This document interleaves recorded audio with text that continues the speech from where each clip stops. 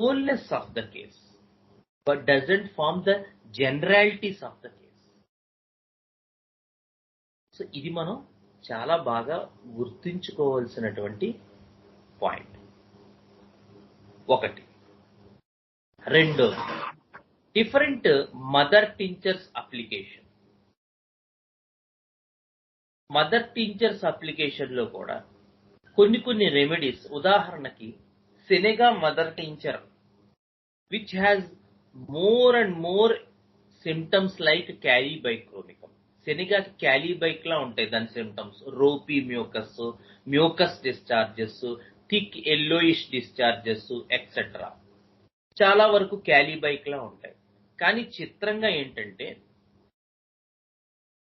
సెనెగా potencies లో 30 గాని 200 గాని ఇచ్చినట్టయితే, నేను ఇచ్చి చూశాను, దాని ఎఫినిటీ పెద్దగా కనిపించలేదు. So senega is more apt to be used in mother teacher. ఎందుకంటే దాని ఎఫినిటీ, అఫ్ కోర్స్ సెనెగాకు ప్రూవింగ్స్ ఉన్నప్పటికీ కూడా, బట్ స్టిల్ అది పొటెన్సీస్ లో కన్నా మదర్ టించర్ ఫామ్ లో ఎక్కువగా ఉపయోగపడుతుంది. ఎస్, జయకుమార్ గారు అడిగిన ఒక పాయింట్ మాత్రం 100% కరెక్ట్. ఈ ఇయర్ కాఫ్, కోల్డ్ కాఫ్స్ మాత్రం ఏ ఇయర్ లోనూ కూడా ఇంత సివియారిటీ మాత్రం లేవు, ఒప్పుకుంటాను. అండ్ చాలా రేర్ రెమెడీస్ కూడా వాడవలసిన కండిషన్స్ ఈ ఇయర్ వచ్చాయి. సపోజ్ ఒక ఎగ్జాంపుల్, పెర్టుసిన్ రెమెడీ. మా గురువు గారు వాళ్ళ అమ్మాయి పాప కేసులో పెర్టుసిన్ అనేటువంటి remedy, the nosode, whooping cough nosode. So అది వాడవలసిన పరిస్థితి వచ్చింది. ఎప్పుడు వాడలేదు, ఇదే ఫస్ట్ టైం. నేను చాలా రెమెడీస్ ఇచ్చి ఉన్నప్పటికీ కూడా సక్సెస్ రాలేదు. ఈవెన్ ఎలోపతి 2 times, అంటే 2 స్టార్ట్ ఆఫ్ యాంటీబయాటిక్స్ వాడారు వాళ్ళు, అయినప్పటికీ కూడా రిలీఫ్ రాలేదు. సో పెర్టుసిన్ తో చాలా వరకు ఇంప్రూవ్మెంట్ వచ్చింది. బట్ ఒక పెక్యూలియర్ సిమ్టమ్, ఎగ్జాక్ట్ 12 o'clock కి మాత్రం కాఫ్, అది మాత్రం తగ్గలేదు పెర్టుసిన్ వేసినప్పటికీ కూడా. సో 1 week వెయిట్ చేసాం పెర్టుసిన్ 200 1M వేసిన తర్వాత. మిగతాదంతా చాలా వరకు కాఫ్ తగ్గిపోయింది. అప్పుడు China 200, because of the periodicity, intermittent nature ఏదైతే ఉందో అది హిండర్ చేస్తోంది ఆ కేసులో అని అర్థం చేసుకుని చైనా 200 ఇచ్చిన తర్వాత she was very much better. ఈ ఏడాది మాత్రం ఇలా చాలా, అలాగే ఓ కేసులో హైడ్రోసయానిక్ యాసిడ్ ఇవ్వడం జరిగింది. సో ఈ కేసులో ఏమైందంటే ఆల్మోస్ట్ నవంబర్ నుంచి ఆవిడకి కాఫ్ స్టార్ట్ అయింది. So usual cough remedies, cold remedies, bacillinum ఇవన్నీ వేశాం. నవంబర్ అయిపోయింది, డిసెంబర్ అయిపోయింది, జాన్ స్టార్ట్ అయిపోయింది.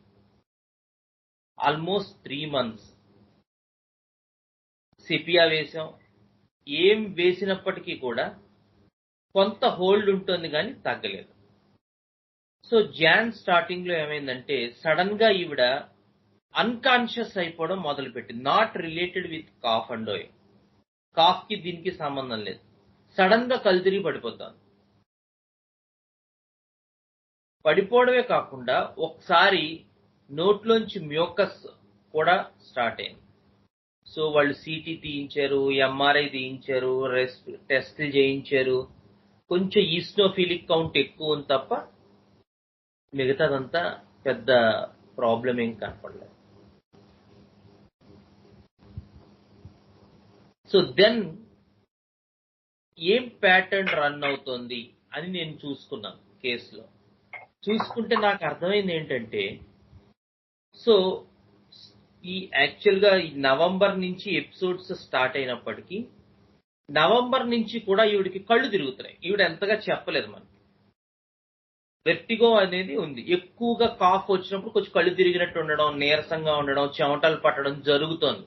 కానీ అదేం పెద్దగా పట్టించుకోలేదు పేషెంట్. సో మనకి ఆ ఇన్ఫర్మేషన్ ఇవ్వలేదు.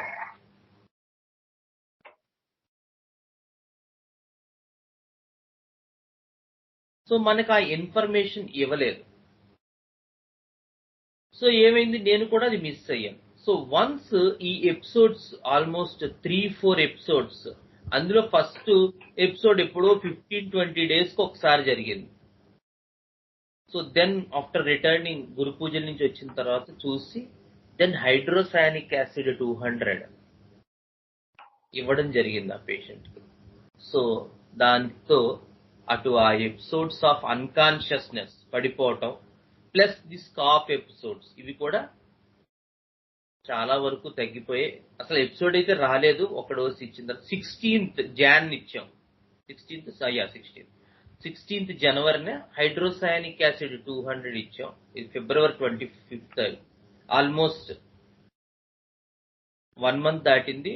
No episodes of cough, mild గా కొంచెం ఉంది, బెటర్ ఇది వరకు మీద. అన్కాన్షియస్ ఎపిసోడ్స్ అనేది అసలు రాలే. సో ఇది ఒక కేసు. ఇందాక పెర్టుసిన్ కేసు ఎలాగో హైడ్రోసయానిక్ యాసిడ్ తో కాఫ్ ఇలాంటివి తగ్గటం. సో ఇది కూడా మనం సైమల్టేనియస్ గా గుర్తుపెట్టు. అంటే ఈ ఏడాది వచ్చినటువంటి డిఫికల్ట్ కేసెస్ ఎందుకు చెప్తున్నానంటే, సో మీరన్నట్టు చాలా డిఫికల్ట్ గా ఉన్నాయి ఈ ఇయర్ కేసెస్. ఇంకో కేసు కూడా దీంతో పాటు చెప్పాల్సి వచ్చింది. సో ఒక కేసులో ఏమైందంటే,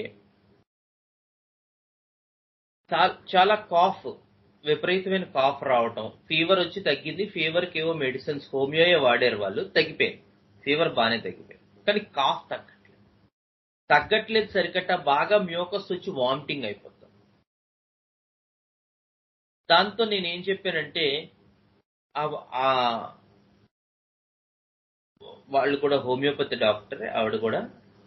సో అమ్మ కోకస్ క్యాక్టై 31 డోస్ వేయండి అని చెప్పాను. సో ఆవిడ అన్నారు, అలా కాదండి మాకు బుజ్జి గారు ఎప్పుడు ఇలాంటి కేసెస్ బ్యాసిల్లం వేస్తే తగ్గింది, మీరు కొత్త కొత్త మందులన్నీ చెప్తున్నారు అన్నారు.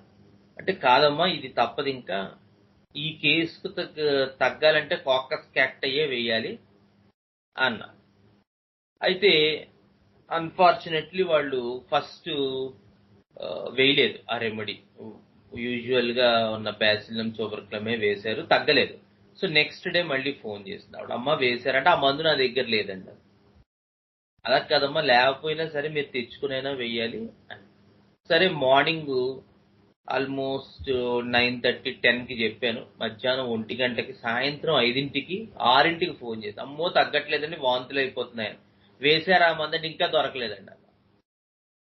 అలా కాదమ్మా ఆ రెమెడీ వేసి తీరాల్సిందే అంటే మొత్తం మీద సాయంత్రం రాత్రి పట్టుకుని కోకస్ క్యాక్టై 30 వేశారు.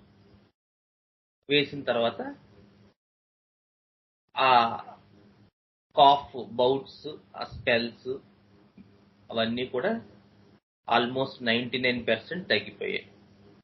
మళ్ళీ ఒక 2-3 డేస్ తర్వాత ఇప్పుడు ఇంకొక డోస్ కాకస్ క్యాక్టై 30 వేయాల్సిన అవసరం వచ్చింది.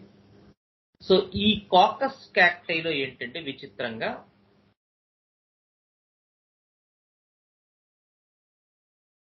Cough with enormous mucus, and ఆ మ్యూకస్ వామిట్ అయిపోతుంది ఎపికాక్ లాగే. సో బట్ ఎపికాక్ లో మనకి ఉండేటువంటి ఆ వీజింగ్, ఆ ఆస్థమాటిక్ ఐడియా అవన్నీ కాకస్ క్యాక్టైలో అంతగా ఉంటాయి. కాకస్ క్యాక్టై ఒక రకంగా చెప్పాలంటే ఒక ప్యాథలాజికల్ పరంగా అయితే అది ఈ బ్రాంకైటిస్ ఇటువంటి కేసెస్ లో ఎక్కువ హెల్ప్ అవుతుంది. ఎపికాకు, యాంటిమ్టార్టు ఇవి more of asthmatic type of calves లో యూజ్ అవుతాయి. అంటే మిగతా వాటిలో యూజ్ అవ్వని కాదు, డిఫరెన్స్ కోసం. కాకస్ క్యాక్టైలో మనం అంతగా ఈ వీజింగ్ అవి చూడం. ఇందులో మనకి ఎక్కువగా కనిపించేది కాఫ్. ఆ కాఫ్ తో విపరీతమైన మ్యూకస్ ఉంటుంది. ఆ మ్యూకస్ వామిట్ అయిపోతూ ఉంటుంది. ఆ పర్టిక్యులర్ ఎవరైతే అటెండర్ మదర్ గాని లేకపోతే ఎవరైనా ఉన్నారో వాళ్ళు ఆశ్చర్యపోతారు, ఇంత కఫం ఎక్కడి నుంచి తయారవుతుందిరా బాబు, ఇంత శ్లాష్మో అని. ఇది మనకి కాకస్ క్యాక్టైలో కనిపించేది. ఇలాగే ఉంటాడు గ్రిండీలియా రొబస్టాలో కూడా. అయితే గ్రిండీలియాలో ఏంటంటే ఇంతే చిక్కగా ఉంటుంది, మోర్ గ్రీనిష్ డిశ్చార్జెస్ ఉంటాయి. కానీ గ్రిండీలియాలో యూజువల్ గా నైట్ టైం ఎగ్రివేట్ అవుతుంది, నైట్ పడుకోలేడు. అండ్ గ్రిండీలియాలో ఆయాసం పాళ్ళు ఉంటుంది, అది కాకస్ లో కనిపించదు. కానీ విపరీతమైన కఫం, శ్లాష్మం, నైట్ అంతా పడుకోనివ్వదు, ఆయాసం, గొంతు డ్రై అయిపోతుంది, సడన్ గా ఉక్కిరి బిక్కిరి అయిపోయి లేస్తాడు, ముఖ్యంగా చిల్డ్రన్ అయితే. శాంబుకస్ లో కూడా ఇలా ఉక్కిరి బిక్కిరి అయిపోయి లేస్తాడు. కానీ శాంబుకస్ లో more of nasal obstruction, nose వాడికి ప్రాబ్లం, గాలి ఆడదు, ఎడినాయిడ్స్, టాన్సిల్స్, ఇవన్నీ కూడా మనకి శాంబుకస్ లో కనపడతాయి. కాకస్ క్యాక్టైలో ఆ పర్టికులర్ ప్యాటర్న్ కాదు. గ్రిండీలియాలో అయితే నైట్ టైం ఎగ్రవేషన్, ఉలిక్కిపడి లేస్తూ ఉంటాడు. ఇది ఓపియం వాడు ఉలిక్కిపడ్డమో ఆర్నికా వాడు ఉలిక్కిపడ్డమో కాదు, it is due to the internal mucus discharges. దాంతో ఆయాసం, పిల్లికోతలు, డ్రై అయిపోవడం, which can be closely compared with lexis. కానీ లెక్సిస్ లో more of congestion of throat ఉంటుంది. చాలా చిన్న చిన్న డిఫరెన్సెస్ ఉంటాయి ఇలాంటి అక్యూట్ కండిషన్స్ లో. లెక్సిస్ కి గ్రిండీలియాకి ఇద్దరికి కూడా అర్ధరాత్రి మెలకు వస్తుంది. ఇద్దరు అర్ధరాత్రి లేచి అంటూ ఉంటారు ఇద్దరు కూడా. కానీ లెక్సిస్ లో థ్రోట్ కంజెషన్ ఉంటుంది, గొంతు నొక్కేస్తున్నట్టు ఉంటుంది, ఊపిరాడదు. గ్రిండీలియాలో కంజెషన్ థ్రోట్ దగ్గర కాకుండా చెస్ట్ లో ఎక్కువ ఉంటుంది, చెస్ట్ లో ఊపిరాడదు, చెస్ట్ లో నొక్కేసినట్టు ఉంటుంది, గ్రీనిష్ డిశ్చార్జెస్. అది మనకి మైనర్ డిఫరెన్సెస్ ఆ రెండిట్లో. సో వీళ్ళతో పాటు ఇంకొకడు ఉన్నాడు, జస్టిషియా ఎడహతోడా. ఇది కూడా చాలా ర్యాంక్డ్ రెమెడీ ఇలాంటి ఆస్థమాటిక్ ఎక్సెట్రా. బట్ యూజువల్ గా జస్టిషియాలో along with respiratory, upper respiratory tract కూడా ఇన్వాల్వ్ అయి ఉంటుంది, లైక్ రూమెక్స్ క్రిస్పస్. రూమెక్స్ లో, జస్టిషియాలో, వీటిల్లో ఏంటంటే ఇందాక మనం లెక్సిస్ లో గ్రిండీలియాలో చెప్పుకున్నప్పుడు ఏం చెప్పుకున్నాం, లేకపోతే కాకస్ క్యాక్టైలో ఎక్కువ కఫం, శ్లాష్మం తయారైపోవటం, వామిటింగ్ అయిపోవటం, మోర్ ఆఫ్ చెస్ట్ కంప్లైంట్స్ ఎక్కువగా ఉంటాయని చెప్పుకున్నాం. కానీ రూమెక్స్ వాడికి, జస్టిషియా వాడికి respiratory complaints both upper and lower రెండు ఇన్వాల్వ్ అయిపోతాయి. రూమెక్స్ లో కోల్డ్ ఉంటుంది, తుమ్ములు ఉంటాయి, జలుబు ఉంటుంది, చీదుకుంటూ ఉంటాడు. At the same time throat issue ఉంటుంది, థ్రోట్ లో టిక్లింగ్ ఉంటుంది, ఏదో గురగుర గురగుర గురగురలాడినట్టు, దాంతో కాఫ్ వస్తూ ఉంటుంది, అస్సలు చలి భరించలేడు. కొంచెం చల్లదనం తగిలినా కాఫ్ పెరిగిపోతుంది, లేదా అలా గాలిలోకి వెళ్తే కాఫ్ పెరిగిపోతుంది, కాఫ్ గాలిలోకి వెళ్తే తుమ్ములు పెరిగిపోతూ ఉంటాయి. Rumex is very well indicated remedy in such type of allergic airway diseases. అందుకే చెప్పాను ప్యాటర్న్ చూడాలి. అదే నువ్వు లెక్సిస్ లో తీసుకున్నావు అనుకోండి, లెక్సిస్ లో అప్పర్ రెస్పిరేటరీ ట్రాక్ట్ ఇన్వాల్వ్ పెద్దగా కనపడదు, లోయర్ రెస్పిరేటరీ ట్రాక్ట్ ఎక్కువ ఇన్వాల్వ్ అవుతుంది.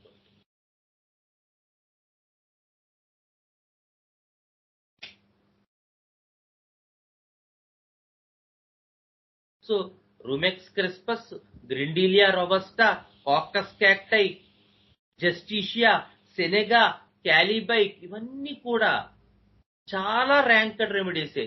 కానీ దేని ఎఫినిటీ ఏంటి, దేని పేస్ ఏంటి, దేని తాలూకు ప్రభావం వేటి మీద ఉంది అనే దాన్ని బట్టి మారిపోతుంది. అలాగే chininum mars, chininum sulph. So chininum mars, chininum sulph లో కూడా అంతే. చినియం మార్స్ లో కూడా along with cough the idea of chilliness comes in to picture. చలి భరించలేడు చినియం మార్స్ వాడు. అలాగే వాడికి కూడా కోల్డ్, ఎలర్జీ, తుమ్ములు వస్తూ ఉంటాయి.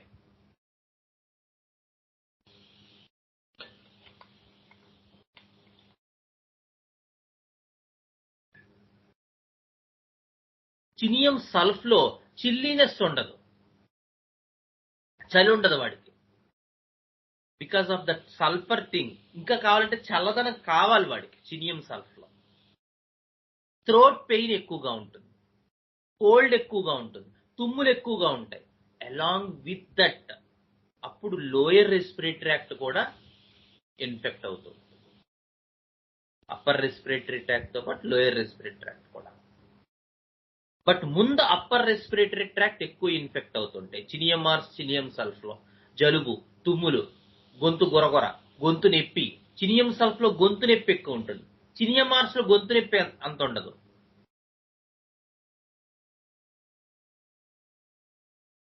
ఫీవర్ కండిషన్స్, దాంతోపాటు all type of catarrhal discharges, but more of the upper. Lower ఇందాక చెప్పిన బ్యాచ్ వాళ్ళంతా ఒక group. Coccus, lachesis, grindelia, antim tart, antim ars. అది ఉండవు. యాంటిమ్ ఆర్స్, యాంటిమ్ టార్ట్ చాలా ఇంపార్టెంట్ రెమెడీస్. యాంటిమ్ టార్ట్ లో ఆ కఫం అంతా కూడా 2 టైప్స్ ఆఫ్ కాఫ్స్ ఉంటాయంటాడు పియర్స్ మిట్రామెడికాలో. ఒకటి విపరీతమైనటువంటి కఫం, ఆ కఫంతో శ్లాష్మం. ఎక్కడి నుంచి, ఇందాక చెప్పుకున్నట్టే కాకస్ లో ఎక్కడి నుంచి వస్తుందో తెలియదు, అస్తమాను శ్లాష్మం తీస్తూనే ఉంటారు యాంటిమ్ టార్ట్ లో. దీంతో పాటు వీజింగ్ ఉంటుంది, లంగ్స్ లో ఉన్నటువంటి ఆల్వియోలా ఇన్వాల్వ్ అయిపోతాయి, వీజ్ ఎక్కువ ఉంటుంది, రెస్పిరేషన్ లో ఆయాసం ఉంటుంది. వాడు అక్కడ అలా మాట్లాడుతుంటే ఆ గొరగొరలు మనకు వినబడుతూ ఉంటాయి. ఎపికాక్ లో కూడా ఉంటుంది, కానీ ఎపికాక్ మోర్ సూపర్ఫిషియల్. ఎపికాక్ లో వామిటింగ్ వచ్చినట్టు ఉంటుంది, కానీ ఎప్పుడు నాసియా ఫీలింగ్ ఉంటుంది. క్లీన్ టంగ్, టంగ్ చూస్తే క్లీన్ గా ఉంటుంది ఎపికాక్ లో. అదే యాంటిమోనీ వాడికి టంగ్ చూస్తే తెల్లగా ఉంటుంది. చాలా మంది యాంటిమ్ క్రూడ్ లోనే ఉంటుంది అనుకుంటారు, కాదు. యాంటిమ్ క్రూడ్, యాంటిమ్ టార్ట్ రెండిట్లోనూ కూడా ఉంటుంది. Antim crude more of stomach affinity కలిగి ఉంటుంది, antim tart more of lungs ని ఎఫినిటీని కలిగి ఉంటుంది. ఎపికాక్ లో థర్స్ట్లెస్నెస్, దాహం వేయదు. యాంటిమోనీలో దాహం ఉంటుంది. ఎపికాక్ లో ఈ నెక్ మజిల్స్, సర్వైకల్ చెప్తాడు మీకు పేషెంట్, మీరు గనక అక్కడ ఉంటే ఈ మెడంతా లాగేస్తోందండి అని చెప్తాడు. టిపికల్ ఎపికాక్ అయితే ఆ సిమ్టమ్ కనబడి తీరుతుంది. అస్తమాను సింక్ దగ్గరికి వెళ్తాడు, అంటుంటాడు, రెచ్చింగ్ అంటారు దాన్ని. ఎపికాక్, టిపికల్ ఎపికాక్. ఇవి ఎపికాక్ సిమ్టమ్స్. ఇంకా డీప్ ఎపికాక్ సిమ్టమ్ అయితే సింక్ దగ్గర ఒక స్టూల్ వేసి కూర్చుంటాడు, అంత రెచ్చింగ్ ఉంటుంది ఎపికాక్ లో. నక్స్వామికాలో కూడా రెచ్చింగ్ ఉంటుంది, బట్ యూజువల్ గా నక్స్వామికాలో ఇంత strong affinity of bronchial discharges వైపు ఉండదు. నక్స్వామికాడికి ఏదైనా తినడం వల్ల ఉంటుంది. ఇంకొకటి ఏంటంటే నక్స్వామికాలో నెక్స్ట్ ఏమిటి తినాలో కూడా ఆలోచిస్తాడు. ఇది తొందరగా తగ్గించేసుకుని నెక్స్ట్ మనం, ఒక ఆయన నాకు ఓ సిమ్టమ్ చెప్పాడు, నేను నెక్స్ట్ వారం ఏ ఫుడ్ కోర్టుకి వెళ్లాలో ఈ వారమే డిసైడ్ చేస్తానండి అన్నాడు. అది నక్స్వామిక అంటే. సో నక్స్వామిక ఐడియా అంతా ఎలా ఉంటుందంటే, ఇప్పుడు తొందరగా తగ్గించేసుకుని రేపెళ్ళి మళ్ళీ ఏదైనా తినేద్దాం అన్నట్టుగా ఉంటుంది వాడి ఐడియా, రఫ్ ఐడియా. సో అది నక్స్వామిక ఐడియా. సో ఎపికాక్ లో అలా కాదు. ఎపికాక్ లో ఏంటంటే it is more of related to bronchial discharges, retching, vomiting,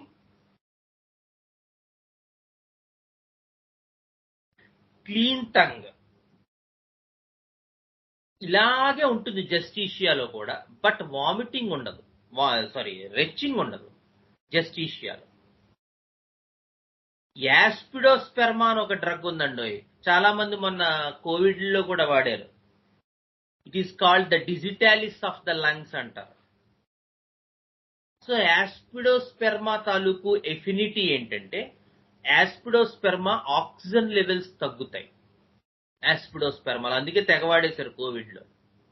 oxygen levels తగ్గటం అంటే ఏంటంటే, లంగ్ కి ఆక్సిజన్ తీసుకునే కెపాసిటీ తగ్గిపోతూ ఉంటుంది. దానివల్ల ఫేస్ బ్లూ అయిపోవటం, ఊపిరి ఆడకపోవటం, స్మాటరింగ్ అంటారు, అవి ఎక్కువగా ఉంటాయి. బట్ యూజువల్ గా ఎక్యూట్ కండిషన్స్ లో మనకు ఎక్కువ ఈ యాస్పిడోస్పెర్మా తాలూకు ఇది కనబడలే, అన్లెస్ మొన్న కోవిడ్ లో జరిగింది. బట్ యూజువల్ గా యాస్పిడోస్పెర్మా అనే పెద్ద ఆయన్ని మనం కొంచెం chronic COPD, boot shaped heart అంటారు, అలాంటి సిఓపిడి కండిషన్స్ లో ఇలాంటి పెద్దవారిని పట్టుకొస్తూ ఉంటాం యాస్పిడోస్పెర్మా. బట్ రేర్ మొన్న కేసెస్ లో ఈ కోవిడ్ కండిషన్స్ లో అలాంటి పిక్చర్ ఎక్యూట్ లో రావడం వల్ల యాస్పిడోస్పెర్మాని మనం ఇక్కడ కూడా వాడవలసిన పరిస్థితి వచ్చింది. ఇంకొకడు ఉన్నాడు, కార్బో వెజిటబుల్స్. కార్బోవెజ్ కూడా ఒక కింగ్ లాంటి రెమెడీ ఇలాంటి ఎక్యూట్ కండిషన్స్ లో. ఇదేంటండి బాబు కార్బోవెజ్ చెప్తా. Carbo veg, phosphorus, sepia respiratory conditions లో హిడెన్ స్పైస్, మనకి హిడెన్ స్పైస్ అనమాట ఇది. ఒక్కొక్కసారి ఈ మందులు వెయ్యకుండా ఆ ఎక్యూట్ కండిషన్ తొలగనే తొలగదు. ముఖ్యంగా ఫాస్ఫరస్. అందుకే నేను యాక్చువల్ గా ఫస్ట్ మెట్రామెడికా స్టార్ట్ కూడా ఫాస్ఫరస్ తో చేయడానికి కారణం అదే. ఫాస్ఫరస్, సెపియా తెలియకపోతే పూర్తి స్థాయి పిక్చరు సగం కేసులు తగ్గవు. చాలా మంది అనుకుంటారు నక్స్వామిక లేదా పల్స్టిల్లా, కానీ హై ఎఫినిటీ ఉన్న remedies phosphorus, sepia. Gibson Miller ఏమంటారంటే, ఒకే ఒక్క రెమెడీతో కనుక నాకు హోమియోపతి ప్రాక్టీస్ చేయి అని నువ్వు గనక నాకు చెప్తే నేను సెపియాని ఎన్నుకుంటానన్నాడు. గిబ్సన్ మిల్లర్ అంటే కెంట్ శిష్యుడు ఆయన. అంత ర్యాంక్డ్ ఎఫినిటీ ఉన్న రెమెడీ సెపియా.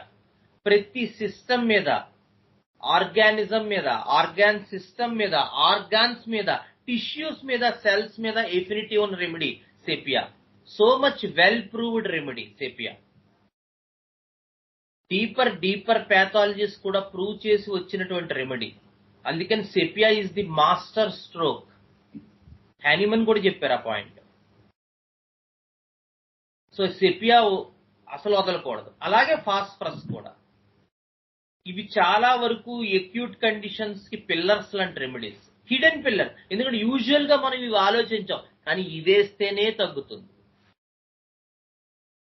సో అలాంటి జాబితాలోకి ఈ కార్బోవేజ్ కూడా చేరుతుంది.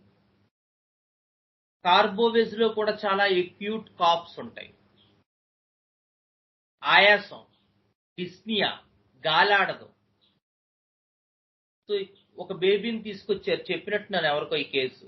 ఒక బేబీని తీసుకొచ్చారు గబగబా, 2 months 3 months, జ్వరం, దగ్గు, దొక్కలు ఎగరేస్తోంది బేబీ, ఏడుపు, విపరీతమైనటువంటి ఏడుపు, హై క్రై. సో తాతగారు కూర్చున్నారు, వాళ్ళ అమ్మ ఆ బేబీని బయటికి తీసుకెళ్లిపోతుంది. నాగండి ఎందుకు తీసుకెళ్ళిపో, ఏడుస్తున్నదండి, మీకు ఇబ్బంది, నాకేం ఇబ్బంది లేదు, ఏడుపు ఉండనివ్వండి పర్వాలేదని. కాదండి కొంచెం అలా గాల్లో తిప్పితే కాస్త ఏడుపు తగ్గుతుందేమో అంది ఆవిడ. ఎందుకు అలా అనుకుంటున్నారన్న అంటే, ఇప్పుడు మేము బండి మీద తీసుకొచ్చామండి ఆల్మోస్ట్ కొంతమూరు నుంచి రాజమండ్రి, ఒక్కసారి కూడా ఏడవలేదు ఆ గాలికి. సో ఇప్పుడు కూడా మళ్ళీ బయటికి తీసుకెళ్తే ఏడుపు ఆపేస్తాడేమో, లేదు తీసుకెళ్ళండి అన్నాను. తీసుకెళ్తే ఆపేశాడు. తీసుకురండి అన్నాను, బానే, మళ్ళీ ఏడుపు మొదలెట్టాడు. మళ్ళీ ఫ్యాన్ నా ఎగ్జాక్ట్ గా నా టాప్ లో ఫ్యాన్ ఉంటుంది, ఫ్యాన్ దగ్గరికి ఏదో స్టెప్ తో ఆస్కల్టేట్ చేద్దామని చూసేసరికి ఫ్యాన్ గాలి తగిలేసరికి మళ్ళీ ఏడుపు మానేశాడు.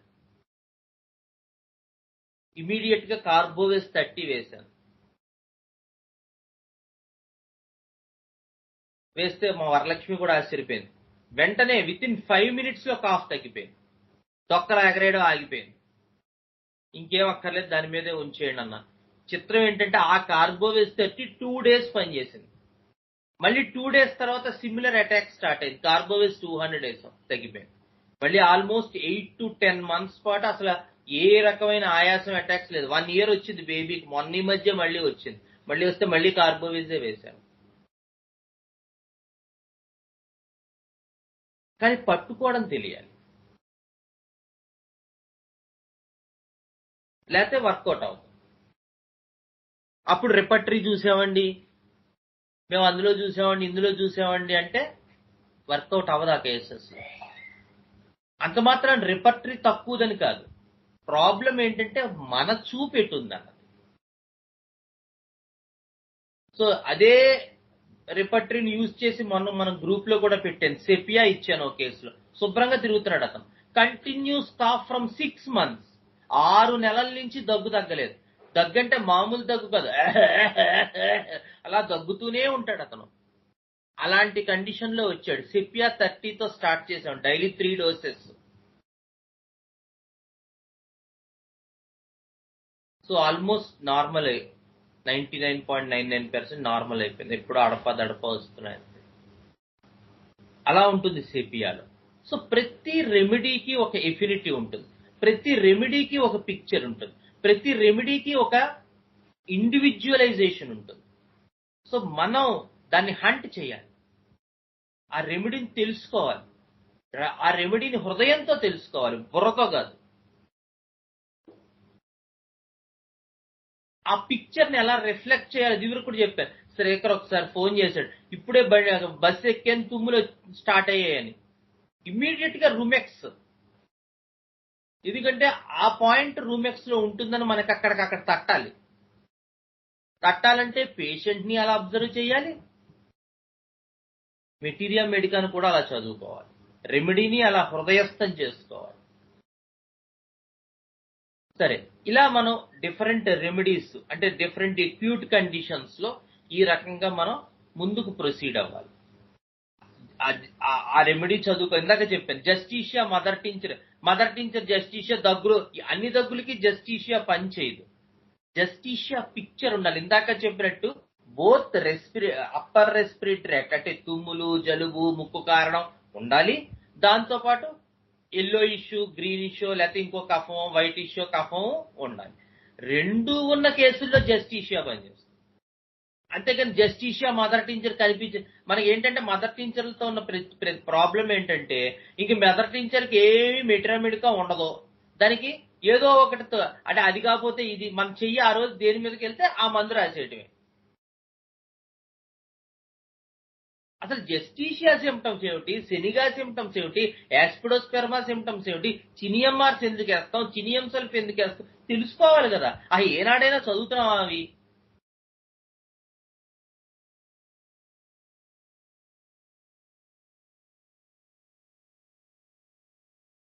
చదవాలి.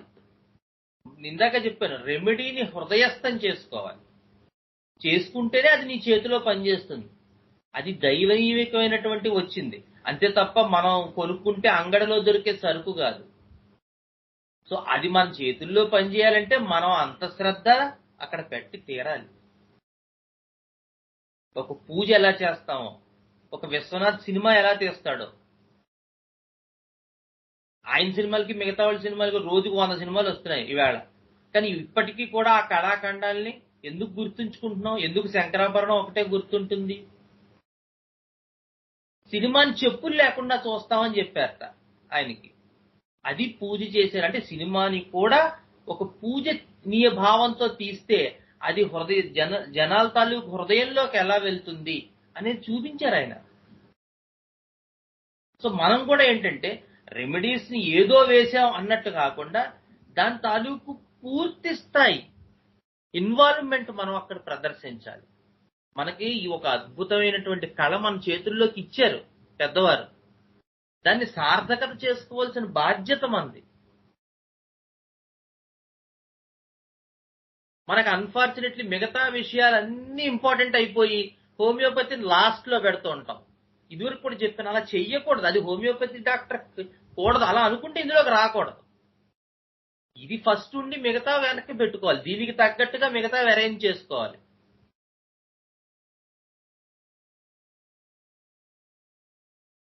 సో ఏ కండిషన్ లోనైనా అంతే, మనం ప్యాటర్న్ అనేటువంటిది చూడగలగటం అనేటువంటిది మన ప్రాక్టీస్ లోకి రావాలి. నాకు కూడా జ్వరం వచ్చింది పాపం, 11th hour లో ఫోన్ చేస్తే మా రాఘవన్ దయతలిచి మొత్తం మీద ఆ రోజు చెప్పాడు క్లాస్. సడన్ గా చిల్స్, రైగర్స్ వచ్చేస్తోందని తెలుస్తోంది. హీట్ లేదు, చలి, చెమటలు. చూశాను, రిపర్టరీనే తీసుకున్నాను, ఎలా సాల్వ్ చేయాలి ఈ కేసు. మాస్క్డ్ ఇంటర్మిటెంట్ అని ఒక రూబ్రిక్ తీసుకున్నాను. Succession of stages, chill and sweat without intervening heat, ఈ రూబ్రిక్ తీసుకున్నాను. డ్రై కాఫ్, ఆ 3 తీసుకుని రిపర్టరైజ్ చేస్తే నక్స్వామిక, సెపియా వచ్చాయి. సో ఇందాక చెప్పినట్టే సెపియా చెప్పే ప్రతి చోట వచ్చేస్తుంది, జాగ్రత్తగా ఉండాలి. సో సెపియా నా స్టేట్ ఎలా ఉంది అక్కడ, రేపు పొద్దున్న క్లాస్ ఉంది, ఎలా నేను రేపు పొద్దున్న క్లాస్ కి ఎవరినో ఒకళ్ళని ఎంగేజ్ చేయాలి. Sepia state more of indifferent, nux vomica state more of తెలుసు కదా మీకు, పని ఎలా జరగాలి, పని పని పని. సో నా స్టేట్ ఎలా ఉంది, is it indifferent or is it something to do. So అందులో కూడా నేను కరెక్ట్ గా ఆలోచిస్తున్నానా లేదా, లేదా జస్ట్ ఎమోషనల్ నుంచే వస్తుందా, ఇన్స్టింక్టివ్ గా డెవలప్ అవుతుందా, చెయ్యాలి కాబట్టి చేస్తున్నానా, నిజంగానే ఉందా లోపల. ఒకసారి మళ్ళీ ఇంట్రాస్పెక్షన్ చేసుకున్నాను, నిజంగానే కనపడుతుంది. Let us go with nux vomica. నక్స్వామికతోనే తగ్గింది. సింపుల్ కేసే అయి ఉండొచ్చు మీ అందరికీ, కానీ అందులో ఇన్వాల్వ్మెంట్ అనేటువంటిది చాలా అవసరం.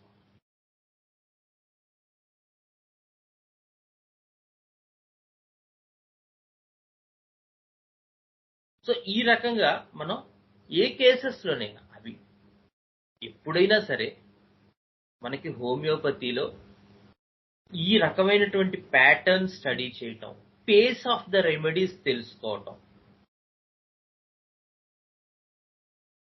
విడివిడిగా పొడి పొడిగా మెతుకులుగా చూడడం కాకుండా ఒక ముద్దగా చేసుకుని భోజనం ఎలా చేస్తామో అలా మనం ముద్దగా చేసుకుని కేసును చూడటం అనేటువంటిది ప్రాక్టీస్ చేయాలి.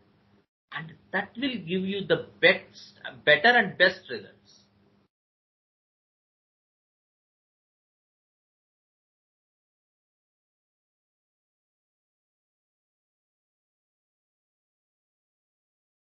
ఓకే,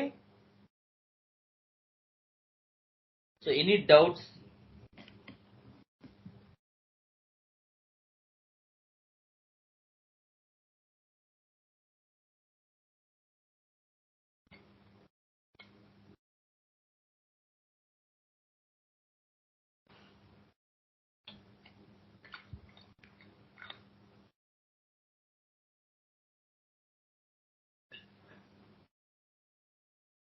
జయకుమార్ గారు, ఏమైనా డౌట్స్ ఉన్నాయా?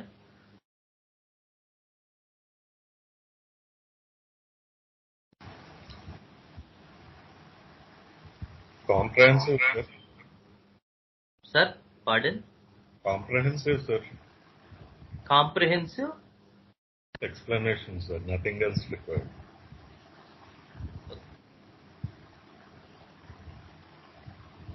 రాఘవన్ సార్, కాకపోతే మదర్ టింక్చర్స్ కొంచెం ఎలాబొరేట్ గా చెప్తే బాగుంటుంది సార్. అదే చెప్పాను కదా, ఇందులో మనకి రెస్పిరేటరీ కండిషన్స్, మీరు ఈ పర్టికులర్ అంటే కాఫ్స్, ఈ పర్టికులర్ ఇష్యూలో మదర్ టింక్చర్స్ ఎట్లాగా అని చెప్పారు కదా సార్. ఓకే ఓకే, మిగతావి కూడా ఓకే ఓకే, మిగతావి కూడా ఒకసారి చెప్పమంటున్నారా? అవును సార్. నెక్స్ట్ టైం అయితే నెక్స్ట్ సెషన్ లో మిగతావన్నీ కూడా ఒకసారి కవర్ చేస్తాను.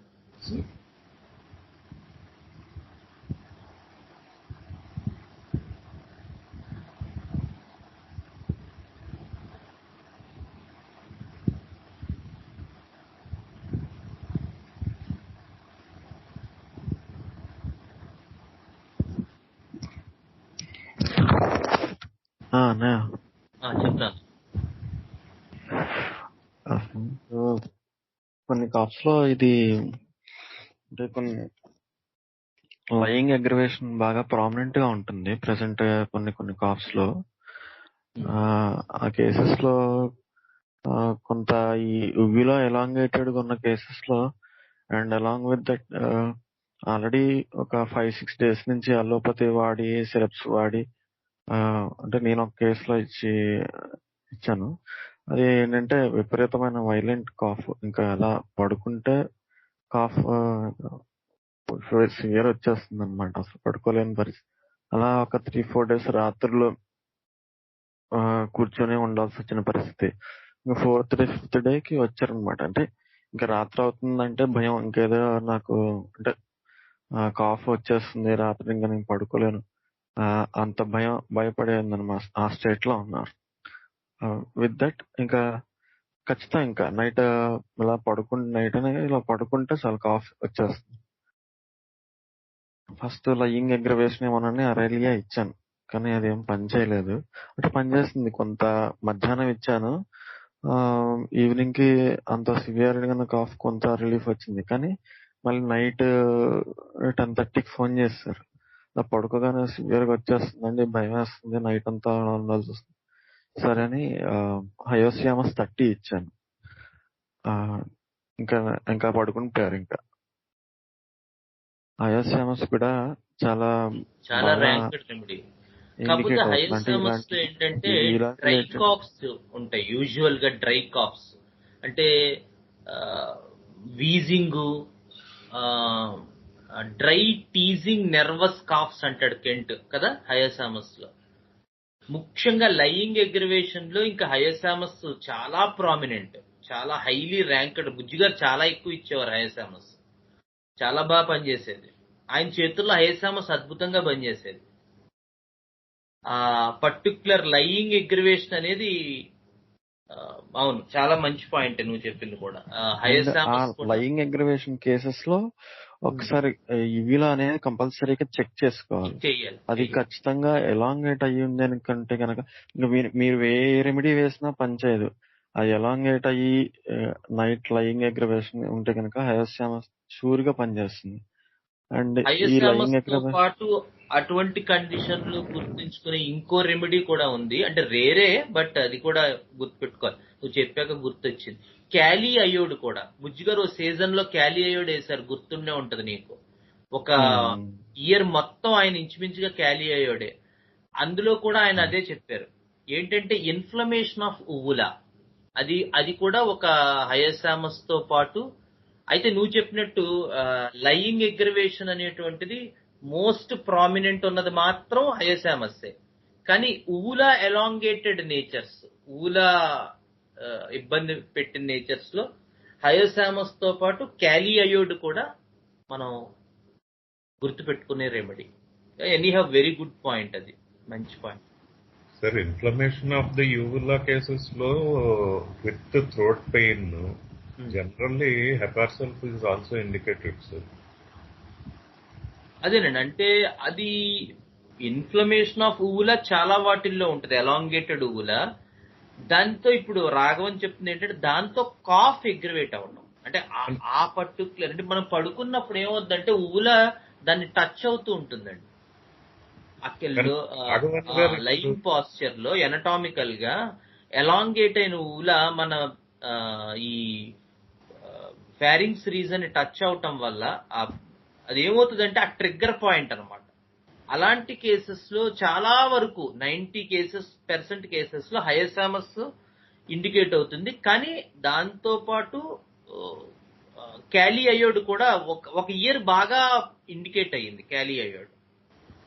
హెపార్సల్ఫ్ నాకు తెలిసినంత వరకు మరి ఊలా ఎలాంగేటెడ్ లో హెపార్సల్ఫ్ ఉన్నప్పటికీ lying cough aggravated by lying అనే దాంట్లో మరి అంటే హెపార్సల్ఫ్ లో యూజువల్ గా కాఫ్, మీరు అన్నతను గుర్తొచ్చింది నాకు కూడా, ఎలా ఉంటుందంటే అంటూ ఉంటాడు. అంటే ఇన్స్పిరేషన్ అగ్రివేషన్. ఒక పెద్ద ఆయన ఒకసారి నాకు ఒక కేసుకు వచ్చారు. ఆయన ఇదే సేమ్ అప్పుడే నేను ఏంటి ఎంత పెక్యూలియర్ గా ఉంది అని చూశాను. అలాగే మా వరలక్ష్మి కూడా దగ్గినప్పుడు, అంటే వాళ్ళు మందులు కడుతూ దగ్గుతూ ఉంటారు. అప్పుడప్పుడు ఆ కాఫ్స్ మందులు వాడినా వాడకపోయినా నేను చెవి వేస్తూ ఉంటాను అసలు ఈ పర్టికులర్ కాఫ్ ఏ టైప్ కాఫ్ అని. ఓసారి అది నేను అలా స్టడీ చేసి అమ్మ హెపార్సల్ఫ్ 30 ఒక డోస్ వేసుకోను అని చెప్పాను. హెపార్సల్ వేశాక కాఫ్ తగ్గిపోయింది.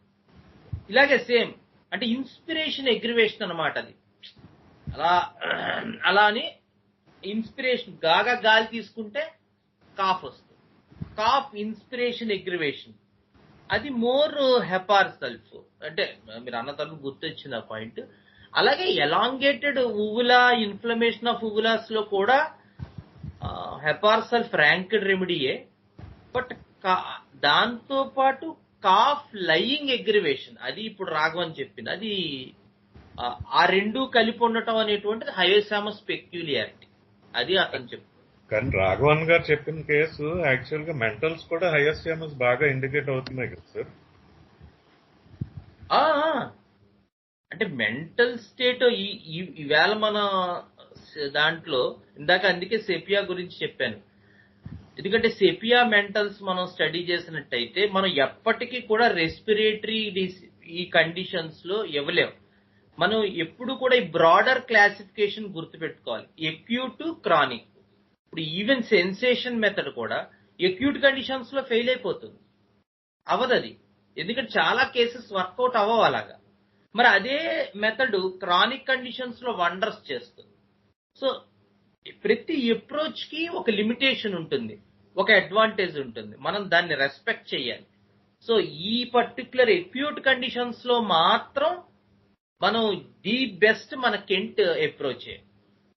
చెప్పాను కదా, ఇప్పుడు ఏ అప్రోచ్ అయితే మనకి ఫౌండేషన్ స్టోనో అది ఎప్పుడైతే కాలేజెస్ లో చెప్పరో ఆటోమేటిక్ గా మనకు అది బయటకు వచ్చేటప్పటికి we will be in lot of confusion. ఎందుకంటే మనకు అది రాదు. అందుకని ఏంటంటే ఎప్పుడు కూడా కొంతవరకు పీజీ చేస్తే కొంత డబ్బులు వస్తాయి, ఆ డబ్బుల వరకు దాన్ని సద్వినియోగం చేస్తాం. తర్వాత ఏం చేయాలి ఇలాంటి. ఎందుకంటే మనం బేసిస్ లోనే ఈ ఫౌండేషన్ లోనే మనం హోలిసిజం అండ్ ఇండివిజువలిజం అనే ఆ రెండు పాయింట్ల తాలూకు పొలారిటీని మనం స్టడీ చేయలేకపోతున్నాం. కానీ అదే చెయ్యాలని చెప్పి కెంట్ లెస్సర్ రైటింగ్స్ అంతా చెప్పుకుంటూ వచ్చాడు.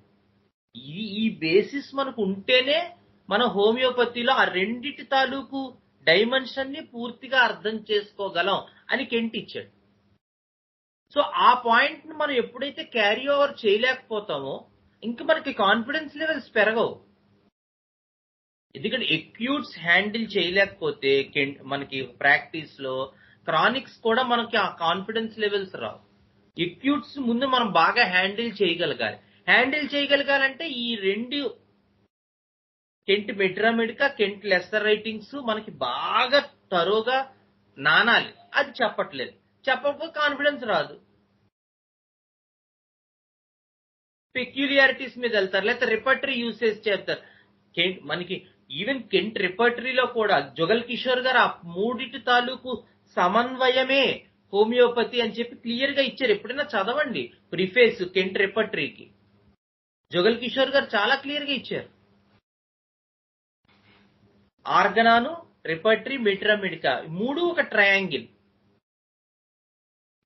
మూడు తాలూకు సమన్వయమే హోమియోపతి అని చెప్పి. అంతేగాని రిపర్టరీ మన ఇష్టం వచ్చినట్టు యూజ్ చేసి సక్సెస్ రాదది. ఎక్యూట్ కండిషన్స్ ని హ్యాండిల్ చేయగలగాలి. ఇందాక అతను చెప్పినట్టు అతని ఎక్స్పీరియన్స్ అది. Nervous calves, dry nervous calves, అదే ఎరాలియా ఆర్ లో లయింగ్ అగ్రివేషన్ ఉంటుంది, లారోసిరాసిస్ లో ఉంటుంది. ఐడియా ఏంటంటే ఎప్పుడు అది కనబడుతుంది, ఎక్కడ కనబడుతుంది, ఎలా కనబడుతుంది, ఏ కండిషన్స్ లో కనబడుతుంది, అవి కూడా రిఫ్లెక్ట్ అవ్వాలి.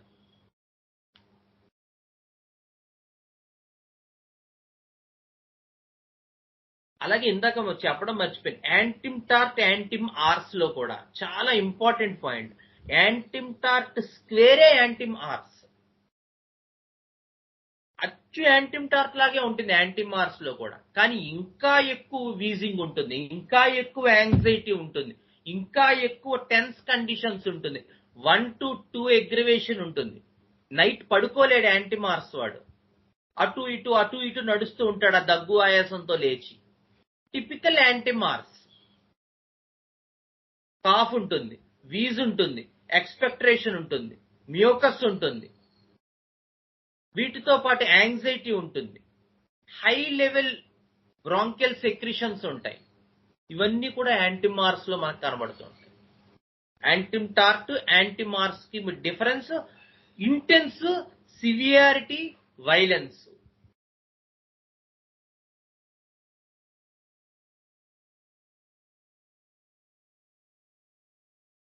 చెప్పండి సార్ జయకుమార్ గారు.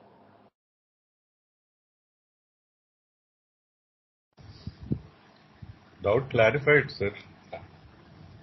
అంటే నేను అన్నదేం లేదు సార్, రాఘవన్ గారు చెప్పిన కేసులో ఈవెన్ మెంటల్స్ కూడా ఆ భయపడటం అవి కూడా క్లియర్ గా తెలుస్తున్నాయి కదా అన్నాను సార్. అవునండి, మెంటల్స్ ఉండొచ్చు.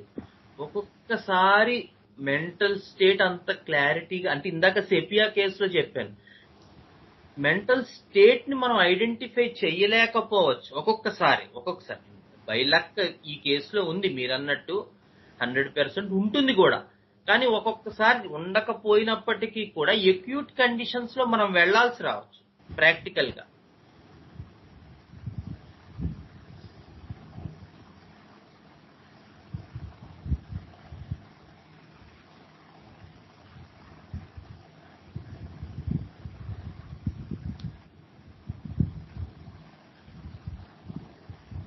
అలాగే ఈస్నోఫిలిక్ కాప్స్ అని ఈసారి చాలా ఎక్కువ వస్తున్నాయి. గ్లైరీజియా గ్లాబ్రా ఇండికేట్ అవుతుంది అలాంటి కాప్స్ లో.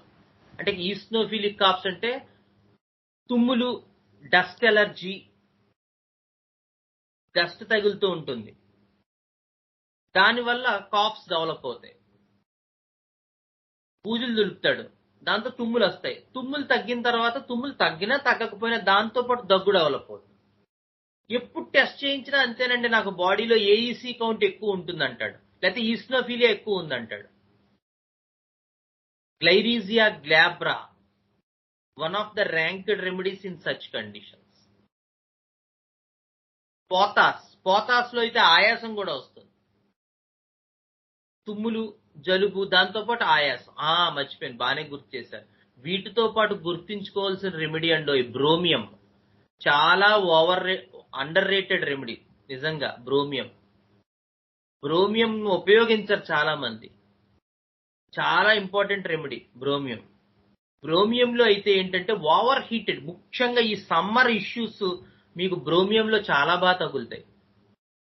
ఎందుకంటే చాలా ఈ వేడికి ఆగలేక చల్లదనం కూల్ డ్రింక్స్ తాగేస్తూ ఉంటారు, ఓవర్ హీటెడ్. అలాంటి కేసెస్ లో వేడి చేసి వచ్చేటువంటి కాఫ్స్, ఆయాసాలు అవన్నీ కూడా బ్రోమియం కిందకి వెళ్తాయి. డ్రై అయిపోతూ ఉంటుంది గొంతంతా, యూరిన్ ఎల్లోగా అవుతుంది, యూరిన్ అవ్వదలేతే తగ్గిపోతుంది, యూరిన్ క్వాంటిటీ తగ్గిపోతుంది, కాఫ్స్ డెవలప్ అవుతాయి, థ్రోట్ పెయిన్, గొంతు దిగదు, ఆరిపోతూ ఉంటుంది గొంతు మారిపోతుంది, స్వరం మారిపోతుంది. ఇవన్నీ బ్రోమియం ఇండికేషన్స్. అంటే ఈ సీజన్ వింటర్ కాదు కానీ వచ్చే సీజన్ లో మీకు బ్రోమియం బాగా తగులుతుంది. బ్రోమియము, మెర్క్సాలు ఇవన్నీ వచ్చే సీజన్. మెర్క్సాల్ ఇప్పుడు కూడా ఉండదు, ఎప్పుడు ఉంటుంది అనుకోండి, 365 days రెమెడీ. మెర్క్ లేకుండా మనం హోమియోపతి ప్రాక్టీస్ చేయలేము. అన్లెస్ అండ్ అదర్వైజ్ మెర్క్ మీద గ్రిప్ ఉంటే 50% కేసెస్ మనం ట్యాకిల్ చేయగలం. చాలా కేసెస్ థ్రోట్ పెయిన్, గొంతు దిగదు, యూరిన్ ఎల్లోగా అవుతుంది, దగ్గు, రైట్ సైడ్. మొన్న కేసు మెర్క్ ప్రోటో అయ్యాడు. మొన్న సడన్ గా ఒక అమ్మాయి ఫోన్ చేసింది, అన్నయ్య చాలా ఎక్కువగా ఉంది, గొంతు నొప్పి, కుడివైపు ఎక్కువగా ఉంది, నోరు చూస్తే ఆ రైట్ సైడ్ ఫాసస్ లో ఇంత లావు టాన్సిల్, లెఫ్ట్ అంతా బానే ఉంది, దగ్గు, పడుకుంటే దగ్గు, రాఘవన్ చెప్పినట్టే, రాత్రంతా భయం, నైట్ అగ్రివేషన్, మంచం మీద పడుకుంటే చాలు దగ్గు. మెర్క్ ప్రోటో అయ్యాడు, 200 ఇచ్చాను. సాయంత్రం ఫోన్ చేయలేదు, నేనే చేశాను, ఏమమ్మా ఎలా ఉందన్నాను. అబ్బాయి ఇదే లేవటం, నువ్వు పొందేసిన తర్వాత ఇదే లేవటం అన్నయ్య, అంత అసలు 2 రోజుల నుంచి పడుకోలేదు కదా, అంత పడుకున్నాను. అలా ఉంటుంది మెర్క్ ఇండికేట్ అయితే. Merc protoiod right side, merc iodatus flavus, merc iodatus rubrum left side, merc biniod. Merc sulph కూడా, మెర్క్ సల్ఫ్ లో కూడా కాఫ్ సక్సెషన్, అదొకటండి, కాఫ్ పెరాక్సిజమల్ కాఫ్ అని ఒక రూబ్రిక్స్ ఉంటాయి, చాలా మంచి చాప్టర్ అది, ఎప్పుడైనా తీసుకోవాలి అది మీరు. అని దగ్గుతాడు, ఎన్నిసార్లు దగ్గాడు, సక్సెషన్ ఆఫ్ కాఫ్స్, సింగిలా, డబలా, త్రిబులా, మల్టిపులా. మల్టిపుల్ యూజువల్ గా కొరాలియం రోబ్రమ్. 3 దగ్గుతాడు, కార్బోవెజ్ వాడు, ఫాస్ఫరస్ వాడు, ప్లంబం మెట్ వాడు, పల్స్టెల్లా వాడు, 3 కాఫ్స్ వస్తాయి అంటాడు. ఫాస్ఫరస్ లో 2 కూడా వస్తాయి, మెర్క్ సల్ఫ్ లో కూడా వస్తాయి. ఒక్కొక్కసారి అదే చీఫ్ ఇంపార్టెంట్ ప్రామినెంట్ కీనోట్ అయ్యి దాని మీదే రెమెడీ ఇవ్వాల్సి వస్తూ ఉంటుంది. అది కూడా మనం గుర్తుపెట్టుకోవాల్సినటువంటి ఇంపార్టెంట్ చాప్టర్, రూబ్రిక్ చాప్టర్, చూడాల్సింది, రిపర్టరీలో స్టడీ చేయాల్సింది.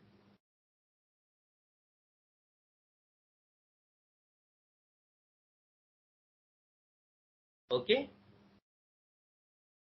Any doubts or shall we conclude our session?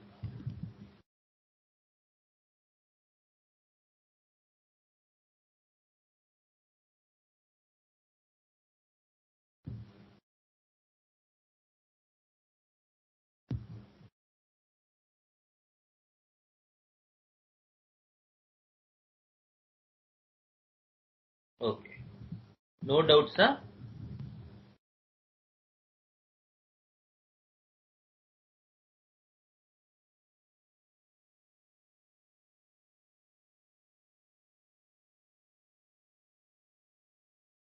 గురుర్బ్రహ్మా గురుర్విష్ణుః గురుర్దేవో మహేశ్వరః గురుర్సాక్షాత్ పరం బ్రహ్మ తస్మై శ్రీ గురవే నమః.